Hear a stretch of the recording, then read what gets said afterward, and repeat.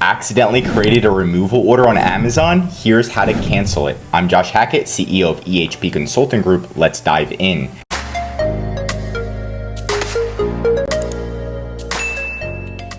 So the first thing you're going to do is log into your Amazon Seller Central account. You're going to go to reports and then you're going to click on fulfillment. Once you get to the fulfillment reports, it's going to look like this. You're going to scroll all the way down and then you're going to see removal order detail. You're going to click on that. Once you get here, it's going to look like this. I recommend to do the view online button. You're just going to do the event date. Just do the last 180 days, generate the report, and then it should show up here.